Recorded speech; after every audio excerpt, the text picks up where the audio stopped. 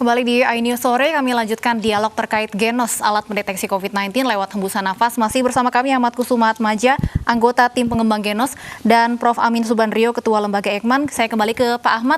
Pak Ahmad, alat ini mendeteksi udara yang dihembuskan ke dalam kantung khusus. Cara simpelnya, kandungan atau apa yang membedakan hembusan nafas pasien yang terpapar COVID-19 dengan yang tidak? Jadi sama dengan yang disampaikan Prof. Amin tadi, jadi pada dasarnya ketika seseorang itu terinfeksi oleh virus, bakteri atau patogen begitu, maka ada metabolisme tubuh yang berubah begitu, termasuk juga kandungan atau konsentrasi dari komponen gas di dalam pernafasan itu juga akan berubah. Jadi kalau kita cek ya secara umum seseorang itu ketika bernafas maka biasanya ada kandungan asetonnya, kandungan amonia, kandungan gas-gas yang lainnya yang kita sebut sebagai volatile organic compounds gitu. Nah itu yang kemudian kita baca polanya antara orang yang sehat dengan orang yang sakit. Jadi pada awalnya genus ini mirip seperti prinsip kerja hidung ya, hidung manusia ataupun hidung hewan, yang bisa mengenali atau merekognisi suatu bau ketika sebelumnya dia sudah bertemu dengan bau tersebut. Kita tahu bau durian karena kita sudah bertemu dengan durian.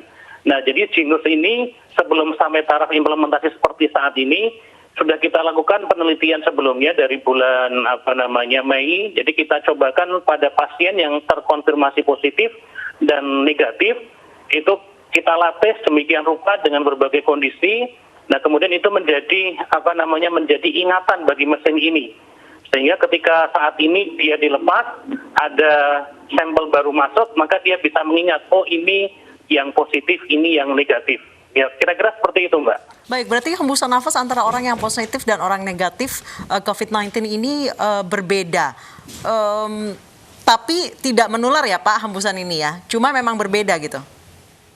Hembusannya tentunya kan itu mengandung droplet, tentunya itu menular. Tetapi dalam sistem genus ini kita sudah mendesain bagaimana supaya droplet itu tidak menular, sehingga kita membuat sebuah kantong udara. Jadi seseorang akan diminta ketika mau diperiksa, kita minta untuk mengembuskan nafasnya ke dalam sebuah kantong udara berbahan plastik begitu. Nah kemudian itu kita hubungkan dengan mesin Genus yang di situ sudah dilewatkan dengan HEPA filter. Nah sehingga ketika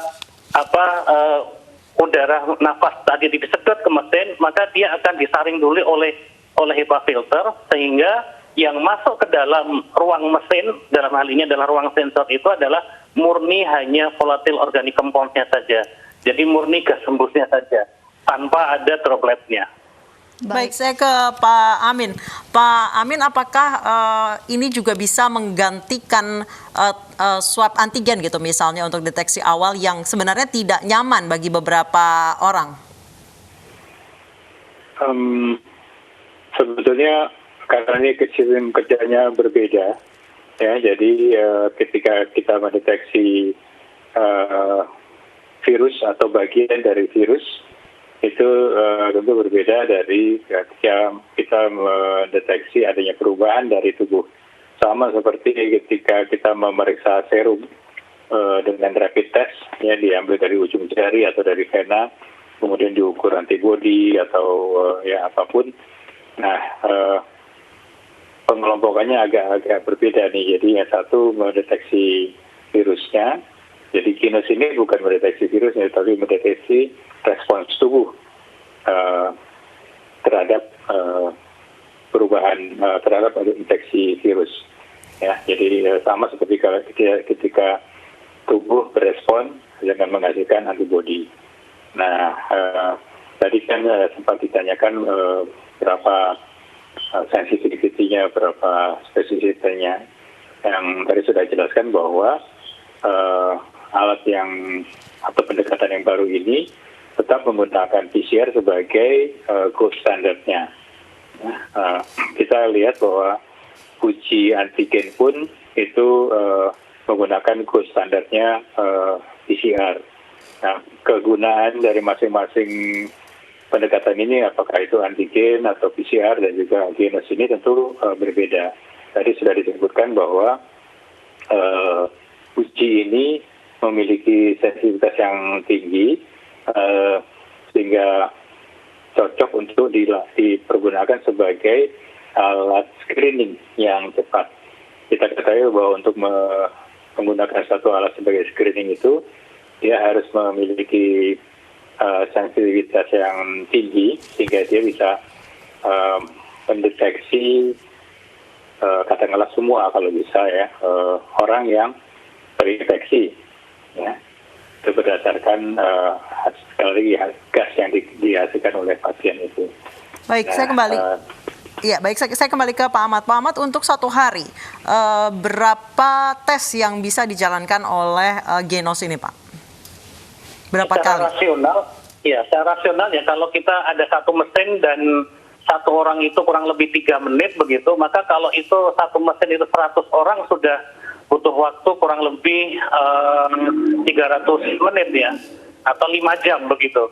Nah sehingga tinggal mau dipasang selama berapa jam. Kalau misalnya efektif itu selama 5 jam ya berarti total kurang lebih bisa 100 orang per alat. Tapi kalau mau dikejar sampai maksimalnya ya bisa aja misalnya 10 jam berarti 2 kali lipatnya begitu. Sehingga kalau untuk taraf untuk screening yang lebih banyak lagi tentunya butuh mesin yang lebih banyak dan juga durasi yang lebih lama lagi. Kapan rencananya akan diproduksi massal, Pak?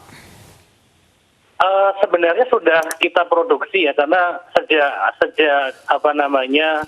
kita melakukan uji profiling kemudian mendapatkan sertifikat hasil uji alat ini dari Balai Pengaman Fasilitas Kesehatan itu kita sudah mulai menghilirkan produk ini bersama konsorsium 5 industri nasional. Jadi sejak bulan Oktober itu sudah kita mulai scale up beberapa produk sehingga ketika izin edar keluar itu kami sudah memiliki produk sebanyak 120 begitu yang itu sudah dipesan oleh beberapa kementerian sebelumnya dan beberapa lembaga.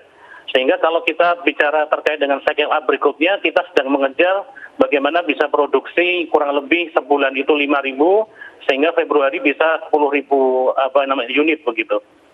Baik, terima kasih Pak Ahmad Kusuma Atmaja dan Prof. Amin Subandrio sudah bergabung bersama kami di iNews Sore. Semoga alat ini bisa menjadi alternatif untuk warga yang ingin melakukan screening awal COVID-19 dengan lebih nyaman tentunya. Terima kasih Bapak-Bapak.